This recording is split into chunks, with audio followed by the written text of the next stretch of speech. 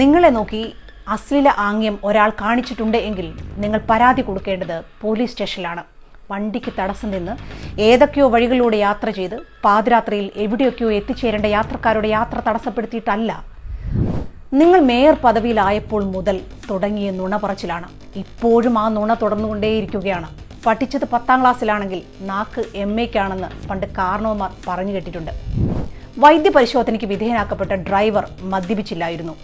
അപ്പോൾ പിന്നെ വണ്ടി വട്ടം വെച്ചവരെ വൈദ്യപരിശോധനയ്ക്ക് വിധേയരാക്കേണ്ടതല്ലേ? നമസ്കാരം. ടീച്ചർ പറയുമ്പോൾ അത് അശ്ലീല വീഡിയോ, മേയറുകുട്ടി പറഞ്ഞപ്പോൾ അത് അശ്ലീല ആംഗ്യം. ഞാൻ ചോദിച്ചോട്ടെ മേയറെ, നിങ്ങൾക്ക് ഇതേ ഉള്ളോ പണി? ഇത് വിട്ടൊരു കളിയും നിങ്ങൾക്കില്ലേ? ടീച്ചർ ഉയർത്തിവിട്ട അശ്ലീല വീഡിയോയ്ക്ക് തെളിവില്ല. ആകെ കണ്ടത് പാർട്ടി സെക്രട്ടറി മാത്രം. കുട്ടി കണ്ട അശ്ലീല ആംഗ്യത്തിനും തെളിവില്ല. ആകെയുള്ള തെളിവുകളും പാർട്ടി തന്നെ മുക്കി. സാംസ്കാരിക കേരളത്തിൽ ഒരു പുകമറ സൃഷ്ടിക്കുക. EP ജയരാജനെ ജാവദേക്കർ ഷാൾ അണിയിച്ചത് നമ്മൾ അങ്ങ് മറന്നു, അത്ര തന്നെ. വാദിഭാഗത്ത് ഒരു സ്ത്രീയും പ്രതിഭാഗത്ത് ഒരു പുരുഷനുമാണ് എങ്കിൽ സമൂഹത്തിന്റെ പൊതുബോധം ഉയർത്താൻ ഏറ്റവും നല്ല മാർഗം സ്ത്രീത്വത്തെ അപമാനിക്കലാണ്. രക്ഷപ്പെടാൻ മറ്റൊരു വഴിയും തെളിയാത്തപ്പോൾ ചിലരെങ്കിലും തേടുന്ന ഒരു ഭാഗ്യവഴി. എന്തിനാ വനിതാ സഖാക്കളെ നിങ്ങൾ ഇങ്ങനെ സ്വയം അപമാനിതരാകുന്നത്? വരുന്നവർക്കും പോകുന്നവർക്കും എല്ലാം കയറിക്കൊട്ടാനുള്ള ചെണ്ടയല്ല ചെങ്കൊടി പിടിക്കുന്ന വനിതാ നേതാക്കൾ എന്നാണ് MP റഹീമിന്റെ സ്റ്റേറ്റ്മെന്റ്. അല്ല റഹീമെ, KSRTC മിന്നൽ ബസിന്റെയൊക്കെ മുൻപിൽ വട്ടം കയറി നിന്നാൽ ചെണ്ട കൊട്ടുന്ന ഒച്ചയല്ലല്ലോ, പടക്കം പൊട്ടണ ഒച്ചയല്ലേ കേൾക്കേണ്ടി വരിക. വൈദ്യപരിശോധനയ്ക്ക് വിധേയനാക്കപ്പെട്ട ഡ്രൈവർ മദ്യപിച്ചില്ലായിരുന്നു. അപ്പോൾ പിന്നെ വണ്ടി വട്ടം വെച്ചവരെ വൈദ്യപരിശോധനയ്ക്ക് വിധേയരാക്കേണ്ടതല്ലേ? ഇനി തിരുവനന്തപുരം നഗരത്തിൽ ഓരോ കിലോമീറ്ററിലും ഒരു 50 ക്യാമറയെങ്കിലും വെച്ചിട്ടുണ്ടല്ലോ. വണ്ടി പോയ 15 കിലോമീറ്റർ ചുറ്റളവിലെ CCTV ദൃശ്യങ്ങൾ എടുക്കാൻ അത്ര പാടാണോ? ഡ്രൈവറാണ് തെറ്റ് ചെയ്തതെങ്കിൽ അയാളെ ശിക്ഷിക്കാമല്ലോ. എന്താണ് അതിന് തടസ്സം? അതല്ല, നുണയാണ് മേയർ പറയുന്നതെങ്കിൽ മേയറും ശിക്ഷിക്കപ്പെടണം. നിങ്ങളാണ് ശരിയെങ്കിൽ ബസ്സിലെ ക്യാമറ ദൃശ്യങ്ങൾ എവിടെയാണ്? എന്തിനാണ് നിങ്ങൾ അത് ഒളിപ്പിച്ചു വെച്ചത്? MLAയോ MPയോ മേയറോ ഒന്നും അറിയാതെ ക്യാമറയിലെ മെമ്മറി കാർഡ് എങ്ങോട്ടും പോകില്ല. കാരണം ബസ്സിന് തടസ്സം വെച്ചതും അതിൽ കയറി യാത്രക്കാരെ ഇറക്കിവിടാൻ ശ്രമിച്ചതും എല്ലാം മേയറിന്റെ ഭർത്താവായ MLA ആണ്. അയാളാണെങ്കിൽ ഒളിവിലുമാണ്. മേയർക്ക് വേണ്ടി ഇപ്പോൾ സംസാരിക്കുന്നത് MP ആണ് A റഹീം. മേയറൂട്ടിയാണെങ്കിൽ ബസ് തടഞ്ഞപ്പോൾ മുതൽ പറയുന്നത് മുഴുവൻ നുണയാണ്.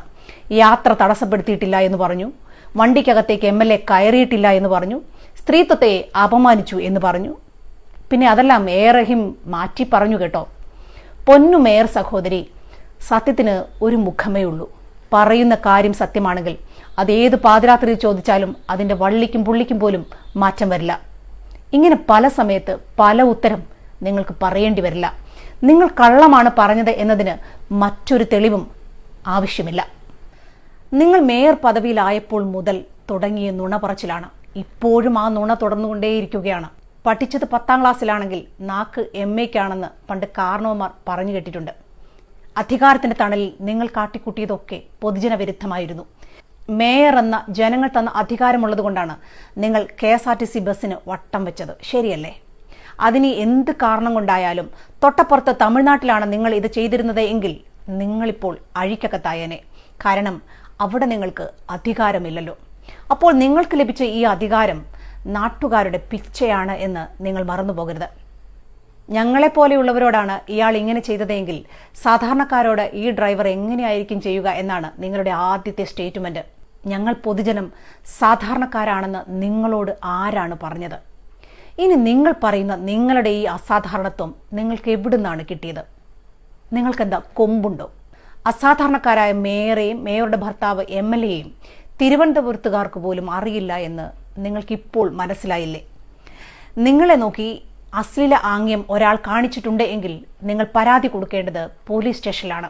വണ്ടിക്ക് തടസ്സം നിന്ന് ഏതൊക്കെയോ വഴികളിലൂടെ യാത്ര ചെയ്ത് പാതിരാത്രിയിൽ എവിടെയൊക്കെയോ എത്തിച്ചേരേണ്ട യാത്രക്കാരുടെ യാത്ര തടസ്സപ്പെടുത്തിയിട്ടല്ല. അതൊരു ഭരണകർത്താവിനുണ്ടാകേണ്ട സാമാന്യ ബോധമാണ്. മേയറിന്റെ പരാതി സ്വീകരിച്ചതുപോലെ തന്നെ ഒരു സർക്കാർ ഉദ്യോഗസ്ഥന്റെ കൃത്യനിർവഹണത്തിന് തടസ്സം നിന്നതിനും പാതിരാത്രിയിൽ KSRTC ബസിന്റെ യാത്ര തടസ്സപ്പെടുത്തിയതിനും ഡ്രൈവറിന്റെ പരാതിയിൽ കേസ് രജിസ്റ്റർ ചെയ്യേണ്ടതാണ്. അത് ഓർമ്മിപ്പിക്കേണ്ടതും ഭരണകർത്താക്കൾ എന്ന നിലയിൽ MLAയുടെയും മേയറുടെയും കടമ കൂടിയാണ്. തെറ്റു ചെയ്തത് ഡ്രൈവർ ആണെങ്കിലും മേയർ ആണെങ്കിലും ശിക്ഷിക്കപ്പെടണം. ഭരിക്കുന്നവർക്ക് ഒരു നീതി, അല്ലാത്തവർക്ക് മറ്റൊരു നീതി. അത് അംഗീകരിക്കാൻ കഴിയില്ല. 1234 എന്ന് പറഞ്ഞു കൊന്നു തള്ളിയതിന്റെ കഥ വിളിച്ചു കൂവിയ ആളെ പിടിച്ച് വൈദ്യുതി മന്ത്രിയാക്കിയത് പിണറായി വിജയനാണ്. നിയമസഭയിലെ ഡെസ്കിന് മുകളിൽ കയറി മുണ്ടും മടക്കി കുത്തിനിന്ന് സഭ തല്ലി തകർത്ത ആളെ പിടിച്ച് വിദ്യാഭ്യാസ മന്ത്രിയാക്കിയതും പിണറായി വിജയനാണ്. വേണ്ടി വന്നാൽ ഞങ്ങൾ പോലീസ് സ്റ്റേഷനിൽ ബോംബുണ്ടാക്കും എന്ന് വിളിച്ചു പറഞ്ഞ അന്നത്തെ പാർട്ടി സെക്രട്ടറി പിടിച്ച് ആഭ്യന്തര മന്ത്രിയാക്കിയതും പിണറായി വിജയനാണ്. എട്ടും പൊട്ടും തിരിയാത്ത, വാ തുറന്നാൽ നുണ മാത്രം പറയുന്ന ഒരു കുട്ടിയെ പിടിച്ച് തിരുവനന്തപുരം പോലുള്ള ഒരു നഗരത്തിന്റെ മേയറാക്കി പ്രതിഷ്ഠിച്ചതും പിണറായി വിജയനാണ്. ഇദ്ദേഹം ഒരു മറുപടി പറയുമെന്ന് കേരള സമൂഹം കരുതുകയേ വേണ്ട.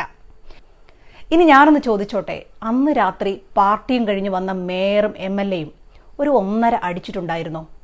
അല്ലെങ്കിൽ പിന്നെ പാതിരാത്രിയിൽ പറന്നു പോകുന്ന മിന്നൽ ബസ്സിന് കുറുകെ കയറി നിൽക്കാൻ നോർമലായ ഏതെങ്കിലും ഒരു മനുഷ്യന് സാധിക്കുമോ?